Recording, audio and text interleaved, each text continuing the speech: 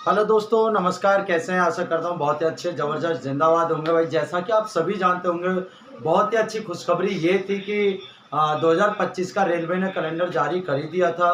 आपको पता ही होगा 29 तारीख में जारी किया था।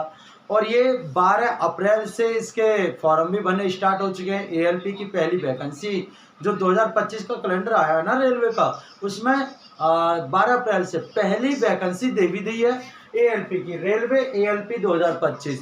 यानी कि हम कहें कि जो पिछला कैलेंडर था उसके मुताबिक 4 महीने लेट दिया है रेलवे ने कैलेंडर को, लेकिन दिया तो है, बहुत ही अच्छी बात है। और इसमें लगभग 10,000 वैकेंसी से स्टार्ट भी कर दिया है, जो कि एएलपी की पहली वैकेंसी दी है।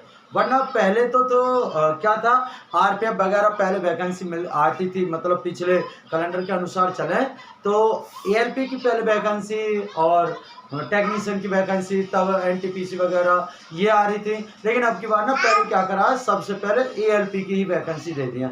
चलो तो हम डिटेल में अच्छे से जानकारी प्राप्त करते हैं और कैसे इसको फॉर्म भरे जा रहे हैं। प्रेजेंट में चल रहा है, लेकिन कब लास्ट डेट होगी, कब स्टार्ट हुआ था, और सब चीज़ हम इसमें जानकारी करते हैं हासिल। ठीक है, तो रेलवे एएलपी 2025 की जो वैकेंसी है उसमें 9,970, लगभग 10,000 प्लस ये वैकेंसी है। और मैं आपको बता दूं, वैकेंसी बढ़ने के पूरे आसार हैं, क्योंकि जितनी भी वैकेंसी पीछे गई है वहाँ पर लगभग सभी वैकेंसियों में इंक्रीमेंट हुआ है, तो यहाँ पर भी इंक्रीमेंट हो सकता है भाई। ठीक है, तो सबसे पहली बात तो ये कि इसमें 9,970 वैकेंसी आई हैं। अगर हम बात करें स्टार्ट फॉर्म की, तो फॉर्म जो स्टार्ट हो चुके हैं वो हो चुके हैं 12/4/2025 से। ठीक है ना, 12/4/2025 से फॉर्म स्टार्ट हैं, और यहाँ पे 11/5/2025 को फॉर्म की लास्ट डेट दी गई है, रात के 11 बजे तक। यानी कि आप कह सकते हैं 11 तारीख 5वें महीने में रात के 11 बजे तक आप फॉर्म को भर सकते हैं। और फॉर्म भरने के बाद इसमें करेक्शन डेट भी आएगी, 2-3 दिन की डेट आती है, और ज़्यादा नहीं, 3-4 दिन पीछे डेट दे देते हैं जिनका फॉर्म गलत हो जाता है उनके लिए। और फॉर्म कभी भी भरो, तो जब भी आप फॉर्म भरने जाएं तो आप अपने स्वयं आंखों से देख करके फॉर्म को भरवाएं, ताकि आप किसी पर भरोसा ना करना। क्योंकि जो फॉर्म भरते हैं साइबर कैफे वाले, उन्हें 50-100 रुपये लेने होते हैं। ठीक है, और वो पूरे दिन में 50 फॉर्म भरते हैं, तभी जाकर के उनकी झाड़ी निकल पाती है भाई। वो अनपढ़ हैं, वो नहीं देख पाते हैं कहाँ कहाँ कौन सी डिटेल डालनी है। लेकिन आपको ज़रूर देखना कि आपको क्या क्या वहाँ पे भरवाना है। हम बात करें अगर एग्जाम की, सीबीटी 1 जो होगा, एग्जाम सीबीटी 1, अगर हम बात करें, अगर लास्ट डेट ये है और 5वें महीना में लास्ट डेट है, और अभी देखो ग्रुप डी के पेंडिंग में पड़े हुए हैं एग्जाम होने, और एनटीपीसी के भी हैं। एनटीपीसी सीबीटी 1 होगा, फिर ग्रुप डी होगा, फिर सीबीटी 2 होगा, तब जाकर के इसका फॉर्म मतलब इसके एग्जाम होने बाकी है। लेकिन सीबीटी 1 पहले होता है, आपको पता ही है। तो इसमें अभी कोई पता नहीं है भाई कि कब हो जाए, क्योंकि अभी तो मैं अगर देखूं तो मेरे हिसाब से अभी तो ये पूरी साल मान के चलिएगा, आपके फॉर्म भरने के बाद जो एग्ज़ाम होते हैं कुछ नहीं पता होता है। ठीक है ना, तो ये था सबसे पहला पॉइंट, फॉर्म भरने के बाद आपको नहीं पता, ना हमें पता है। ठीक है, चलिए अगर हम बात करें एज की, एज जो होती है भाई यूआर में 18 से 30 वर्ष होती है। कितनी?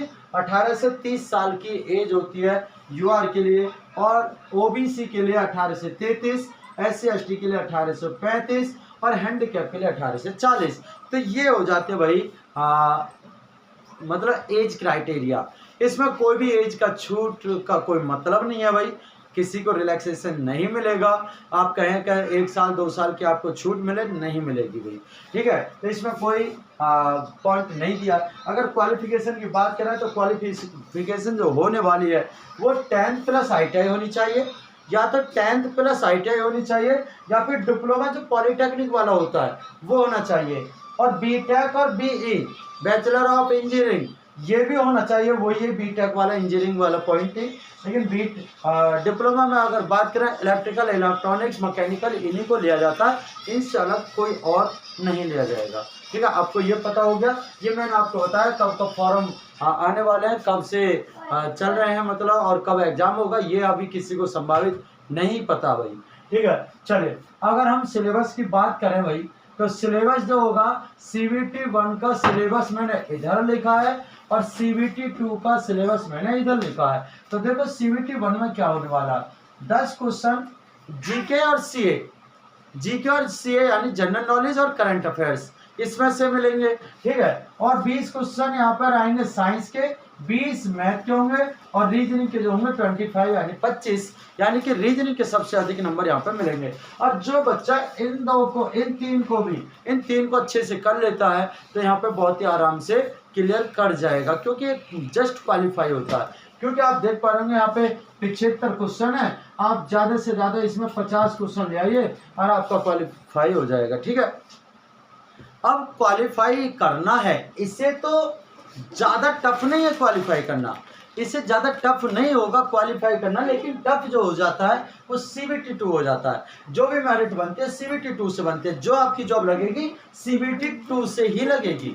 अगर आप यहाँ से जस्ट क्वालिफाई कर जाते हैं तो आपको सिलेबस जो होगा CBT 2 का वो होगा मैथ के 25 क्वेश्चन, रीजनिंग के 25, साइंस और इंजीनियरिंग के मिलाकर के जो होंगे यहाँ पर वो होंगे 50 क्वेश्चन, यानी कि टोटल आपको दिखाई दे गया होगा 100 क्वेश्चन होंगे, ठीक है। 100 क्वेश्चन में से जिसके ज्यादा नंबर होंगे उसी का नंबर आएगा मेरिट में, यानी कि जस्ट आपको मेहनत जो करनी है वो इसके लिए करनी है। लेकिन बात करी जाए अब क्या इसमें साइंस हम क्या पढ़ सकते हैं, देखो जीके इसमें नहीं है तो आप इसे क्वालिफाई के लिए पढ़ोगे, 10 क्वेश्चन है ना भी करो तो कोई दिक्कत नहीं। लेकिन आप science math reasoning math science math नहीं, देखो मैथ रीजनिंग साइंस और साइंस मैथ रीजनिंग 3 सब्जेक्ट बिल्कुल सेम हो गए। आप यहाँ पे तो पढ़ ही नहीं रहे, इन तीन चीज़ों को पढ़ रहे CBT 1 के लिए। अब CBT 2 की बात करें, जो चीज़ यहाँ पे पढ़ के जाओगे आप जब भी तो क्वालिफाई करोगे जब यहाँ अच्छे से मेहनत की होगी। अब क्वालिफाई यहाँ पे कर लेते हैं, मेहनत अच्छी करिए तो पढ़ाई तो अच्छी हुई होगी। अब इसके लिए आपको क्या करना होगा, इस पर जस्ट आप प्रैक्टिस सेट चलाते रहें, मैथ साइंस रीजनिंग पे सिर्फ आपको क्या है रिवाइज करना होगा। आपको एक्स्ट्रा में पढ़ना क्या होगा, केवल इंजीनियरिंग। तो इंजीनियरिंग में क्या क्या होगा वो सब CBT A, CBT 2A और CBT 2B इसमें 2 होते हैं भाई। अब दोस्तों इसमें 2 जो होंगे वो कैसे होते हैं, देखो CBT 2A होगा एक तो, और एक CBT 2B, यानी पार्ट होते हैं CBT A और CBT में 2 में A और B। ये पार्ट A और B है क्या, तो आपको ना देखो CBT 2A में ये चारों का पेपर तो होगा ही होगा, इसमें ना B में आपको कुछ इंजीनियरिंग के क्वेश्चन दिए जाएंगे स्पेशल, जिस साइड से आप इंजीनियरिंग करके गए। साइंस यानी कि आप कहें अगर इलेक्ट्रिकल से किया है तब भी, इलेक्ट्रॉनिक्स से किया है तो उसके वेब पर अलग अलग क्वेश्चन देखने को आपको मिल जाएंगे, ठीक है। चलिए अगर हम बात करें नेगेटिव की, तो भाई नेगेटिव जो होने वाली है CBT 1 और CBT 2 दोनों के लिए यहाँ पे 1/3 की नेगेटिव होगी, इसी को ध्यान में रख के आपको पढ़ना होगा। लेकिन हम बात करें ये क्या लिखा है 15 गुना कब, 15 गुना कब और 8 गुना कब, ये आपको मैं तो CBT 1 और 2 मैंने आपको क्लियर कर दिया। अब हम बात कर रहे थे 15 गुना कब लिए जाएंगे और 8 गुना कब लिए जाएंगे। तो दोस्तों देखना, अगर आप CBT 1 को क्लियर करते हैं CBT 1 को, तो CBT 1 वालों को 15 गुना लिया जाएगा। CBT 2 के लिए 15 गुने जो बच्चे ले जाएंगे CBT 1 से क्वालिफाई करके, वो 15 गुने बच्चे यहाँ पर जाएंगे। यानी कि आप कहें 9000 वैकेंसी हैं, 10 ही मान लीजिए, तो 1.5 लाख बच्चे CBT 2 में बैठेंगे। अगर आप क्वालिफाई करते हैं तो क्वालिफाई का एक क्राइटेरिया होगा, उसमें 15 गुना बच्चे यानी 10,000 पर 15 गुना यानी 1.5 लाख बच्चे CBT 2 में क्वालिफाई करेंगे।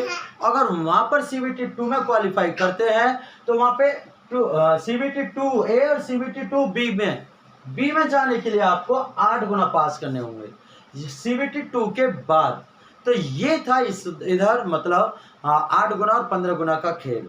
आपको पता ही होगा एग्जाम आने वाले हैं ALP CBT 2 के लिए भी, और NTPC ग्रुप डी के लिए जो तैयारी कर रहे हैं बच्चे, उनके लिए मैं आपको एक खुशखबरी ये देने वाला हूं।